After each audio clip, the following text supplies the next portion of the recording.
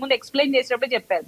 Deputy CM గారు కానీ, CM గారు కానీ, అలాగే లోకేష్ గారు కానీ ఇటువంటి ప్రోత్సహించను అని అంటున్నారు. ఫస్ట్ మనం అప్రిషియేట్ చేయాలంటే గవర్నెన్స్ అంటే ఎలా ఉండాలి రాష్ట్రంలో అంటే, ఈ రోజు ఒక క్రమశిక్షణ బద్ధంగా ఉంటున్న నాయకులు వాళ్ళ కార్యకర్తలు తప్పు చేస్తున్నా కరాఖండిగా మేము క్షమించము, మీ ప్లేస్ లో రీప్లేస్ చేయడానికి కూడా సిద్ధంగా ఉన్నాము అని హెచ్చరిస్తున్నారంటే ఇది గుడ్ గవర్నెన్స్ అని చెప్పడానికి ఒక నిదర్శనం.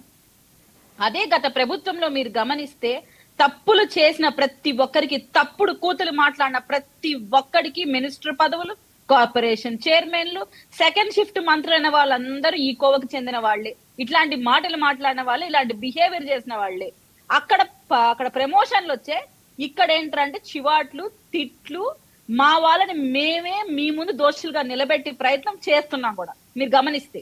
ఈ రోజు మమ్మల్ని మీరు పాయింట్అవుట్ చేయట్లేదు, మేమే మా వాళ్ళు తప్పు చేశారు, మేము వాళ్ళని మార్చుకోమని ఛాన్స్ ఇస్తున్నాం అని చెప్తున్నాం. గత ప్రభుత్వంలో అసలు మేము తప్పే చేయలేదని కరాఖండిగా మాట. సరే, అందుకనే కదండి 11 వచ్చినాయి.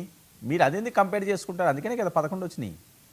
అంటే ప్రజలకు అర్థం కావాలి. ఇప్పుడు ప్రజల ముందర మమ్మల్ని నిలబెట్టి మా వాళ్ళు తప్పని చూపిస్తున్నప్పుడు, గత ప్రభుత్వంలో తప్పు చేస్తే ఎంకరేజ్ చేశారు, ఇప్పుడు ఎంకరేజ్ చేయకుండా మీరు మాకు ఇచ్చిన మ్యాండేట్ ని మేము గుర్తు పెట్టుకొని మా కార్యకర్తలు, మా ఎమ్మెల్యేలుగా మేము నిలబెట్టిన వాళ్ళు తప్పు చేసినా కూడా మేము క్షమించము అని కరాఖండిగా చెప్తున్నాం.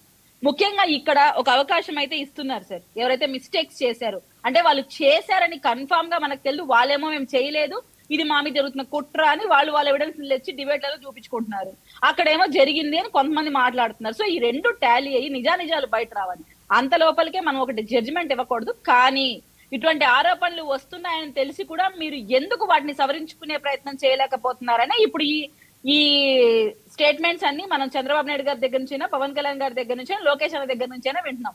ఈ రోజు కూడా కేబినెట్ మీటింగ్ అయిన తర్వాత ఎవరైతే సదరు మంత్రులు ఆరోపణలు ఎదుర్కొంటున్నారో వాళ్ళని కూర్చోబెట్టి మాట్లాడడం కూడా జరిగింది. వాళ్ళకి క్రమశిక్షణ చర్యలు ఉంటాయని కూడా హెచ్చరించడం కూడా జరిగిందని మేము విన్నాం.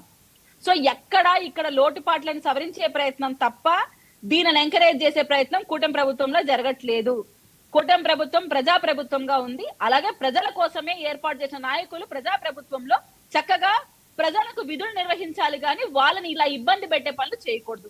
అండ్ సినిమా ఇష్యూ కూడా సార్, అది ఏం జరిగిందో ఆయన ఏంట్రా అంటే నా ఫోన్ హ్యాక్ చేశారనో లేకుంటే వాళ్ళ తరపు వాళ్ళు ఎవరో చేస్తున్నారని అంటున్నారు. కానీ ఎవరైనా కానీ ఒక సినిమా అంటే ఒక వ్యవస్థ మొత్తం కష్టపడి చేసే పని. సో ఇక్కడ చాలా మంది మీరు ఇచ్చే స్టేట్మెంట్స్ వల్ల నష్టపోతారు. దట్టు జూనియర్ ఎన్టీఆర్ గారికి చాలా అభిమానులు ఎక్కువ ఉంటారు, ఒక భారీ బడ్జెట్ ఫిలిం కాబట్టి. మార్నింగ్ మీరు కూడా ఈ పాయింట్స్ డిస్కస్ చేసి ఉన్నారు వర్మ గారు, క్లారిటీగా ఒక వ్యవస్థ ఎలా నాశనం అవుతుంది మీరు ఇచ్చే స్టేట్మెంట్స్ వల్ల అని మీ మాటలు కూడా మేము వినున్నాం. సో ఎంటైర్ ఇండస్ట్రీ మీద దెబ్బపడే విధంగా ఒక హీరోని మీరు అలా మేము ఎంకరేజ్ చేయము అని చెప్పే మాటలు, అది మీ మీద మ్యానిపులేట్ చేసిన వాట్ ఎవర్ ద థింగ్, అక్కడ తప్పైతే మీరు మాట్లాడారు, అది మీరు ఒప్పుకోవాలి, క్షమాపణ చెప్పాలని వాళ్ళు కోరుకుంటున్నది కూడా కరెక్టే అని నేను భావిస్తున్నాను. కానీ నిజాలు ఏంటనేది ఆయన బయటకు వచ్చి ఇంకా క్లియర్ గా స్టేట్మెంట్స్ ఇస్తే బాగుంటుంది. బట్ సినిమా గురించి అనడం ఒక తప్పు, జూనియర్ ఎన్టీఆర్ గారు తల్లిని కించపరుస్తూ మాట్లాడడం ఏంటి? అసలు ఏం మెసేజ్ ఇస్తున్నారండి? అదే సార్, అదే నేను చెప్తున్నాను. అతను ముందుకు వచ్చి అతనే దాని గురించి చెప్తే బాగుంటుంది తప్ప మా బోటి వాళ్ళమో లేదు అక్కడ టీడీపీ అధికార ప్రతినిధి గారు దీనికైతే ఆన్సర్ చేయలేదు. ఎందుకంటే తన వంతు పరివర్తన రావాలి, తను మాటలు తను వెనక్కి తీసుకోవాలి.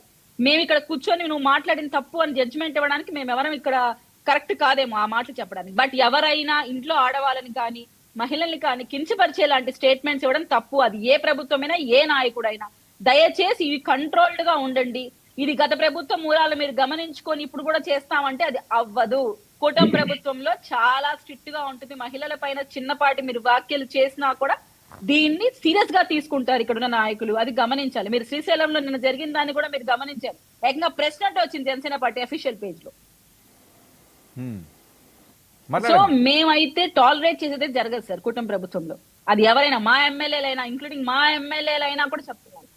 కరెక్ట్ గా ప్రజలు మనకు ఇచ్చిన గౌరవాన్ని కాపాడుకుంటూ మనం చేయాల్సిన సూపర్ 6 అమలు పరుచుకుంటూ ఎక్కడికెక్కడ